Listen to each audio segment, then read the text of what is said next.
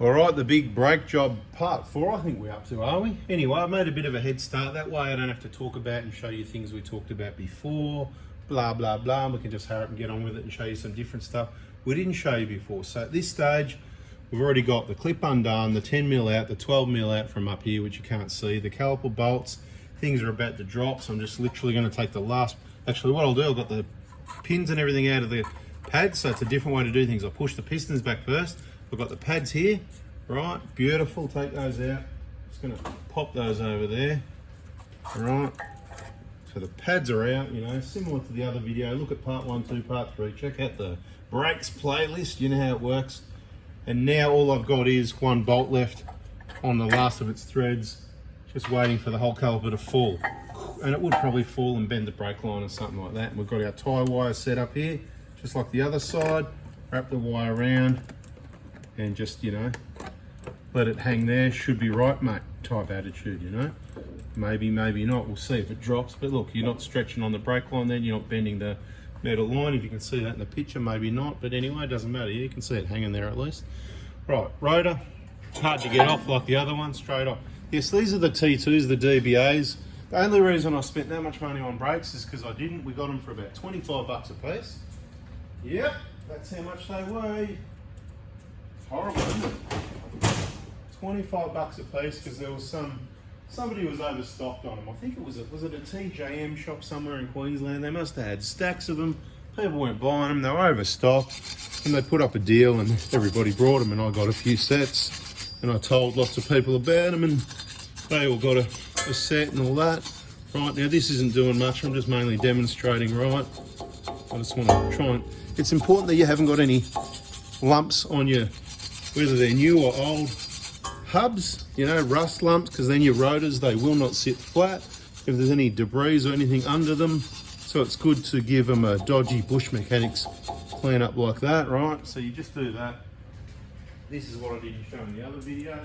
I did tell you about it. Then I just get the Inox MX3, right? Because, you know, it works as well. I just want to kind of go like that and give it a bit of a treatment wash, we'll call it, because it's a treatment. It's a bit of a wash as well, because, you know, anything big is going to sort of run off because it's dripping on the ground. And then I just want to clean off a bit of the excess a bit. You know, we don't want it sort of dripping, so we're not washing it all off.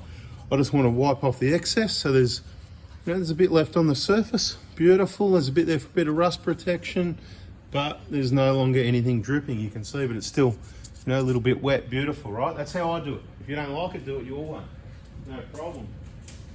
And we're bringing our new LSI Auto Horsepower Brake Rotor, lsiauto.com.au. Anyway, I just think they're good value for money, right? I think these ones, look, the price might have gone up like everything else, but I think these, at the time, I think the paperwork said 55 or 60. Right, I'm pretty sure it was, yeah, the Hilux was 65. That was the dearest, okay?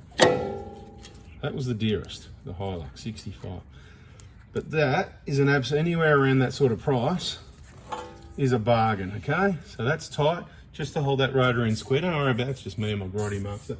This is a ground surface, it's beautiful, and the brake pads are gonna wear it down flat anyway. So what we do now, just gonna get my 2 caliper bolts, and I'm gonna go and inox those and put a little bit of grease on those also, just quickly, you know. Quick spray, done.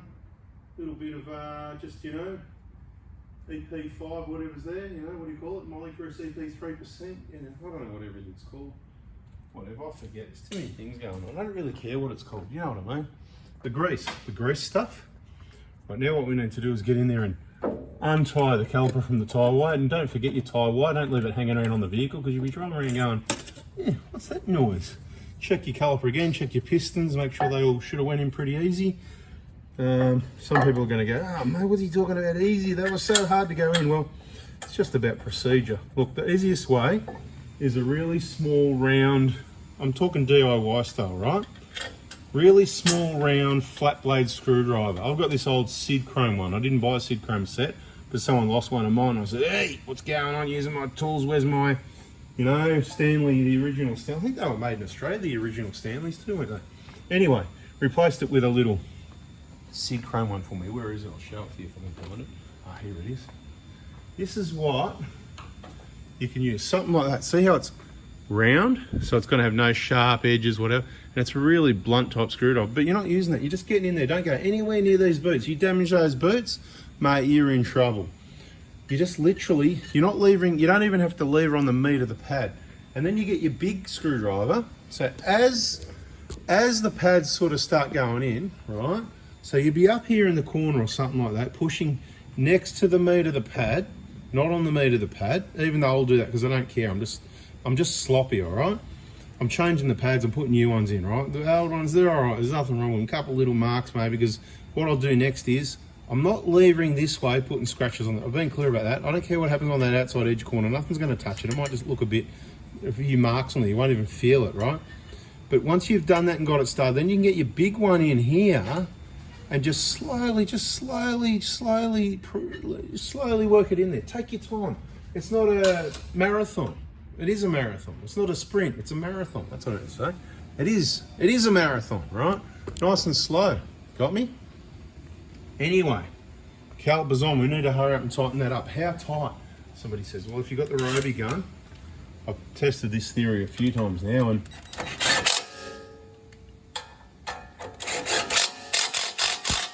about that tight on number 3. They're that big, you're not going to bust them. It's probably a little bit tighter than what it's meant to be, and good. It's my car, I can do that. And if it's your car, probably do similar as well, because you don't want it coming loose either. There is some stories about people's calipers are coming loose. Now, I've got the pads there. We prepared those earlier when we did the other side, so this will be quick as well. No, I haven't actually. No, it's partly done, so that's going to waste some time. So I'll hit the good old hang on a second fast forward button. So they're prepared, they're all lubed up now. We've got all the backing plates in position. Now we're going to put the outer pad in first, still, which is, sometimes you do it that way, and make sure you haven't got the wear indicator on it, and then you'll know you got the right one. Wear indicator, schmear indicator. You should never be really letting your brakes get down that low anyway. And sometimes with new pads and rotors, they can be a bit tight to fit in there sometimes, okay? The pins, I gave them a bit of a polish up with a rag previously, so that might, that one won't work because I dropped it. But yeah, just you got to give the pads, because you've got 2 plates and a pad, you've got to give it a bit of a wiggle around. You know, sometimes in this pad it's a bit tight. Maybe I didn't get the pistons quite all the way in, but they're good enough and they'll sort themselves out. All right, but if you push the piston all the way in, generally you won't have any problems.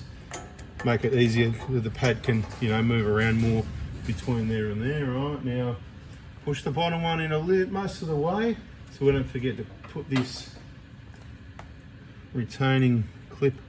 So you got a different position, like before the position was back that way in the other video where you could see, but maybe you couldn't see because I'm doing stuff, so you can't see much now maybe, but maybe you can. So anyway, I got the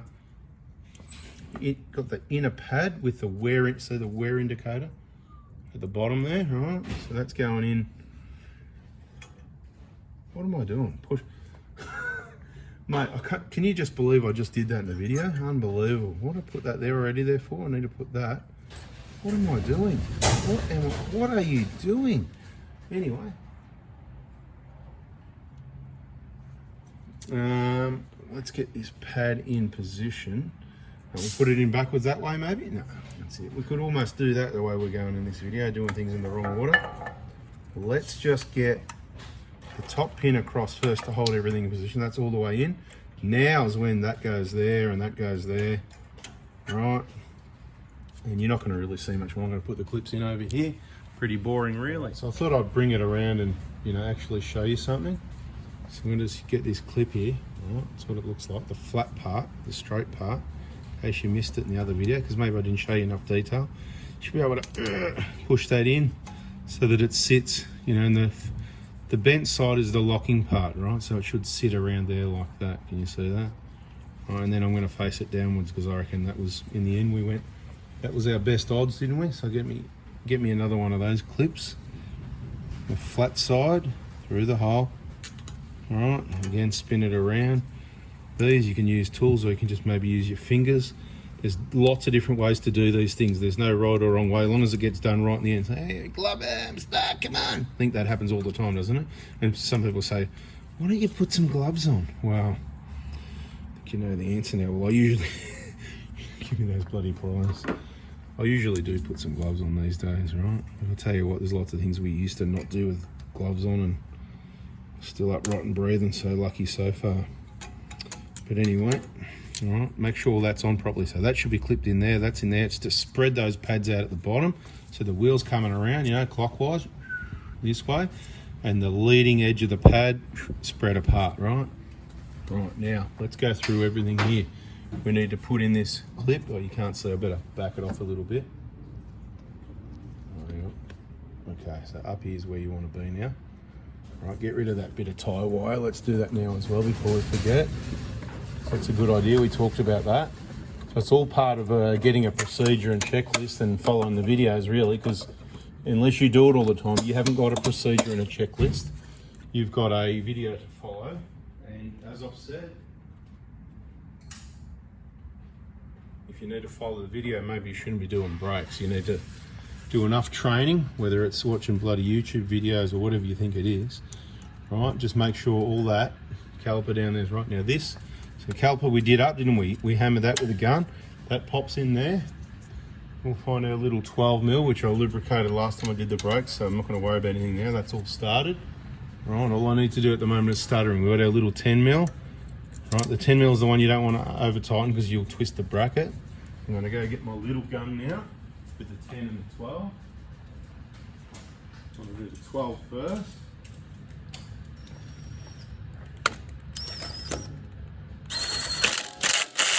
Full noise, so I think that's about 40 Newton meters on that gun, but whatever, probably less. Just a nice little nip. Probably going to leave that one at about 10 or 15.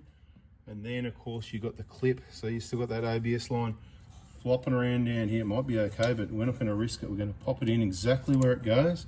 We're going to move it up and down and go, oh, does it want a bit more slack top or bottom? Or it's happy right about there, and we're going to make it go click like that, right? Make sure it does click. Grab it, pull it, don't yank on the ABS line too much, but just make sure it's not going to rub, break anything, slip in or out. Just make sure it is 100% connected. All right, that gun can go there. Those sockets can go there and there. Yeah, I'm really wasting your time, aren't I? Well, some people are loving it. And thank you very much. Okay, so brake line's on there, tight, tight, tight. Caliper's tight, everything's tight, so we can straighten up the steering, put the wheel pointing straight forward. Take that wheel nut off, because we're going to need that off when we... I think I actually said, no, leave it on for bleeding the brakes on the other one, didn't I? Or did I take it off? I don't know. But this is our fourth wheel. The job's done. The rotors are replaced. There's a few little extras we've done while we've had them off, cleaning things up, lubricating and that sort of thing, covered throughout the different videos. So if you watched all 4 of the videos so far, start to finish without any fast forwarding and whatever, you would have probably picked everything up, but you only retain 10% of what you read and hear apparently, so you need to read and hear things multiple times before you actually retain it all. That's why I suggest you watch more of my videos, and even watch these ones again before you watch more of my videos, because you're going to need a lot of videos to be able to get things right and not be Captain Risky. Look at those beautiful new horsepower lsiauto.com. I love it because they're just value for money. You know how long I've been shopping around all the auto stores trying to get rotors at a reasonable price, and you get some really cheap ones that kind of look more rubbish. There's no coating on them like this, and a lot of them are ground. They don't have this, a lot of them aren't ground. I like the ground finish. A lot of them don't have that either. Anyway, I like these. I'm not that fussed about quality of rotors. In my opinion, they're a wear and tear item, as long as they're flat, so you've got no pulsation and that sort of thing. Didn't have any on the other set. Never heard from anybody that's brought, I'm sure they've sold hundreds of sets of these, and I haven't heard from anyone with Protos and Hiluxes that have used them, and plenty of people have, of any issues. So until then, when we do, we'll let everyone know. We'll say, hey, put it on, let us know what happened. That doesn't mean there's something wrong with them, because eventually you probably could get some disc thickness variation from different wear and tear elements here, and you'll end up with some brake pulsation, and you can either machine them or replace them again. But hopefully that's at least a couple of years or so down the track. I like the genuine pads, that's why I've used the genuine. I'm testing out the horsepower pads in the Hilux. I've got no issue with those as well at the moment, and they are obviously cheaper as well, so it depends which way you want to go about it. I think we're just about wrap this one up as well as part 4, and then we've just got a brake bleed to go, which is coming very soon. So subscribe, turn the bell on, bada bing, catch you on the next one.